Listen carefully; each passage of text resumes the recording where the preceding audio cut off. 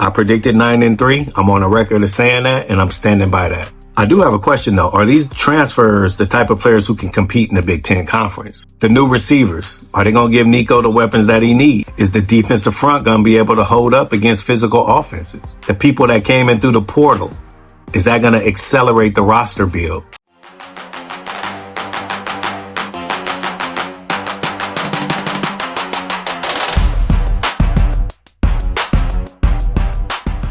Welcome back to UCLA Football TV, hosted by Westwood 739. I'm not going to hold y'all. We're going to jump right in. Right now, the only real football happening inside the program is winter workouts. No pads, no spring installs yet, no depth chart battles in front of the media. Hopefully things change as far as that goes, because I can't wait to get an opportunity to see if Bob Chesney's going to allow some cameras down there on the field so we can see what these guys look like. Right now, they're doing a lot of strength training sessions, conditioning. But here's the thing about this part of the calendar. This is where the first real signs show up. You start hearing which players are moving differently, which transfers look like they belong, which young guys are pushing older players in the weight room, and what UCLA is this year. That's a big deal. That matters more than usual. Because Bob Chesney didn't just tweak the roster, he rebuilt it completely. 41 transfers. You know, I think it was 44. 19 high school signings. 16 new players entering the program. That's not a small adjustment. That's a roster overhaul. And when you change that many bodies in one offseason, winter workouts become the first moment the staff actually gets to see how everything actually fits together. Let me say this for you guys. This is the earliest look at whether the rebuild looks real and feels like we're headed in the right direction. Because talent, it looks one way on a recruiting page. It looks very different when players step into the building, when they run, when they lift, when they get an opportunity to compete against each other. That's when coaches start learning what they actually have. In early reports out of UCLA's winter workouts, you keep hearing a few names, and they're already drawing attention. Let's start with the wide receiver room, because last season that position group needed new energy. I know Quasi and I know the other guys, they did their best, but at the same time, it just didn't feel like we had the right players over there. But I don't really think we set them up for success either. That's why the Bruins went into the portal looking for speed, explosiveness, and experience. One of those names that keep coming up, Brian Rohde Jr. Man, that dude is a dog. Has reportedly flashed during winter sessions. Quick acceleration, ability to separate, which is going to be huge. That's the type of movement that immediately gets noticed when players run routes during player-led sessions. And that matters, because when quarterbacks start throwing during voluntary workouts, receivers who create separation, they stand out quickly. Now add two more names into that room, family. Ayden, Mizell, Samaje, Morgan. Mizell comes from Florida and Morgan arrives from Michigan. Two programs that recruit elite athletes at wide receiver. Two players who have already spent time inside high-level college football environments, which is huge for us. That kind of experience matters, especially when a program is rebuilding its offensive identity. And it matters for the quarterback. Nico needs somebody with talent to throw the ball to, because UCLA's offense is going to revolve around Nico. The coaching staff has already challenged Nico to take on a larger leadership role. We've seen it, and that's not surprising. When a program brings in a dozen new players, the quarterback becomes the center of the locker room. He has to know the offense. He has to communicate with the new wide receivers. He has to set the tone, and he has to build trust with these players. I mean, they're coming in from all over the country, and that's happening right now during winter workouts. Players throwing routes, learning timing, building chemistry. And they're doing all of this before spring practice starts. Now let's talk about the backfield, family, because UCLA added one of the most productive transfers in the country, Wayne Knight. Bringing in Wayne Knight from James Madison was a big deal. 1,373 yards rushing in 2025. That's real production. That's not projection. That's a running back who has carried an entire offense. And when a player like that enters a new program, coaches immediately watch how he moves during winter workouts. His vision, his burst, that acceleration, Those things show up even when they're not wearing pads. If Wayne can bring that production into the Bruins offense, the run game is going to be exciting to watch. It's definitely going to change the run game. And the run game always matters inside this Big Ten conference. We got to pound the ball. We got to punch them in the face. We got to do exactly what they're going to try to do to us. Now let's move to the defensive side of the ball, because the Bruins didn't just rebuild that offense. They rebuilt that entire defensive front. And that's where you start hearing names like our guy, Zaheer West. Zaheer comes from James Madison as well. Sun Belt, freshman of the year, edge rusher. We do great when we have a talented edge rusher on the field. This dude is an explosive athlete, but he is transitioning from the Sun Belt Conference over to the Big Ten. And that's one thing that a lot of people are going to be watching closely, because Big Ten offensive line, they're massive, physical, experienced. Edge rushers, they have to be able to handle that.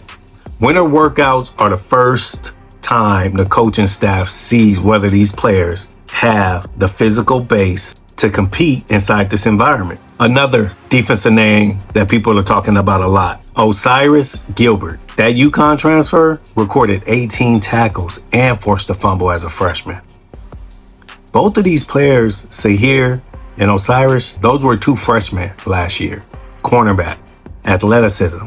And the cornerback position was one of the positions that we definitely need to improve at. And when a defensive back enters a new program, the first thing coaches watch is the way he moves, how quickly he changes direction, how comfortable he looks in coverage drills, how he competes during conditioning. And that's what's happening right now. But there's also a name from the recruiting class that has people inside the building watching very closely. Marcus Almada, 6'4", 280 pounds, defensive lineman, early enrollee.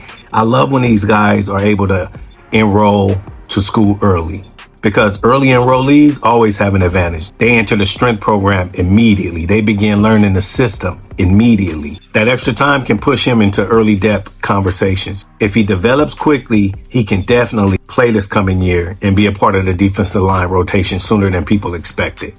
Now step back and look at the bigger picture, family, because when you combine all these players, you start seeing what Bob Chesney is trying to really build. Portal experience, young recruits, physical bodies, skilled players who can create explosive plays. And that combination is important as UCLA prepares for the upcoming season in its third year inside the Big Ten Conference. We know the conference is demanding every week. You're going to face a physical team. Defensive fronts, they're going to keep rotating in players. Offensive lines, they're going to try to control the game. And speed out there on the perimeter, it still matters. The Bruins needed to add depth. And we both know they needed to add strength up front, explosion at the skill positions. And that's the roster formula Chesney is building.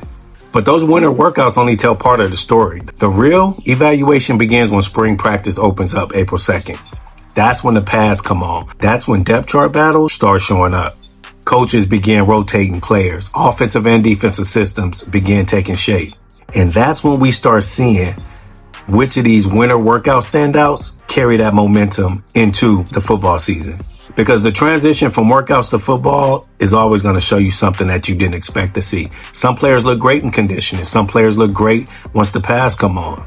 But the best players look great in both environments. So when spring practice begins, the coaching staff will be watching several position groups closely, including us.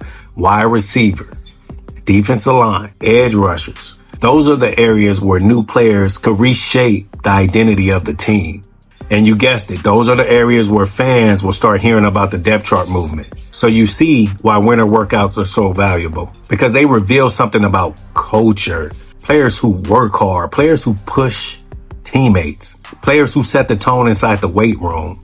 When a new coaching staff arrives, the culture piece matters just as much as the talent.